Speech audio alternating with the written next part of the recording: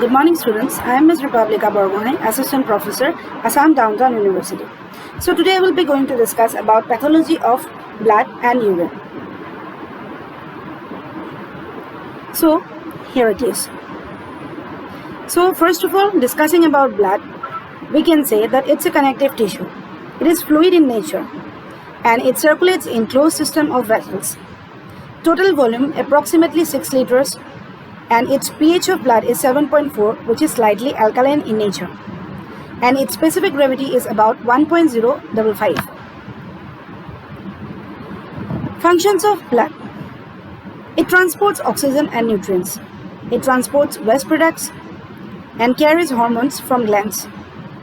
It also redistributes water.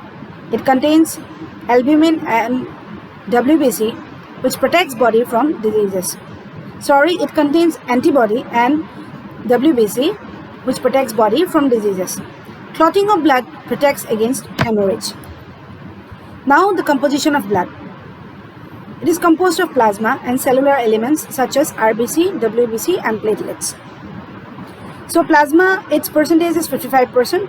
White blood cells and platelets, it's less than 1%. And red blood cells, it is 45%. Now coming to what is plasma. It occupies 55% of blood, fluid component of blood in which the cellular elements are suspended. The composition of plasma, we can say there is 91% of water. Its non-diffusible constituents are albumin, globulin, fibrinogen and enzymes. And diffusible constituents are hormones and vitamins, anabolic constituents, that is glucose, amino acid, then fatty acid and triglycerides. Electrolytes are sodium, potassium, calcium and magnesium. And the catabolic products are urea, uric acid and creatinine. Now comes the erythrocytes, that is RBCs. Its lifespan is 120 days. So it is circular, biconcave and disc-shaped. There is no nucleus present in the erythrocytes. Respiratory pigment is the hemoglobin and its function is to carry oxygen and balance acid-base. It produces from bone marrow and its normal count is from 4.5 to 5 million. So the diseases caused due to erythrocyte imbalance are polycythemia, iron deficiency anemia, megaloblastic anemia, sickle cell anemia, hemolytic anemia and thalassemia. So now coming to the disease, that is polycythemia. In this case, there is increase in number of RBC, which causes high altitude congenital diseases, hyperplasia of bone marrow.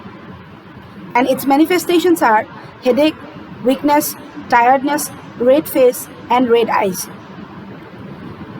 Thromboembolic complications also occurs and hemorrhagic complications also shows. Now comes the iron deficiency anemia. Is the microcytic anemia. It is decreased hemoglobin content and here iron is necessary for hemoglobin synthesis. So the symptoms are weakness, tiredness and shortness of breath. And diagnosis is paleness of tongue, conjunctiva of nails and estimation of hemoglobin. And coming to megaloblastic anemia. So macrocytic anemia, it's a type of macrocytic anemia. So defective maturation of RBCs. Maturation, that is vitamin B12 and folic acid is necessary.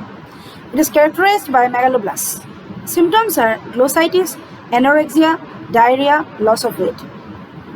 Paresthesia, weakness of limbs, then retrobulbar nephritis and hemorrhagic manifestations. Pernicious anemia.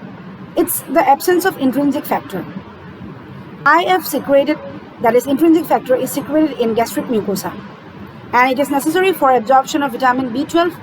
Then maturation and development is also affected. Symptoms are similar to megaloblastic anemia and it occurs in atrophy of gastric mucosa. Now coming to sickle cell anemia. It's a hereditary blood disorder and is characterized by red blood cells that assume an abnormal, rigid, sickle shape. And here mutation occurs in the hemoglobin gene. Then hemolytic anemia. This is the anemia caused due to hemolysis. Here, abnormal breakdown of red blood cells (RBCs) either in the blood vessels, that is intravascular hemolysis, or elsewhere in the human body, that is extravascular. Hemolytic anemia is either inherited or acquired, and its symptoms shows fatigueness and shortness of breath. Then breakdown of red cells leads to jaundice and increases the risk of particular long-term complications such as gallstones and pulmonary hypertension. Now comes the disease thalassemia. It is the inherited autosomal recessive blood disorders, and its symptoms shows iron overloaded, bone deformities, and enlarged spleen. Now in my next video, I will be discussing about the erythrocyte sedimentation rate and the other part which are required during the description of pathology of blood and urine. Thank you.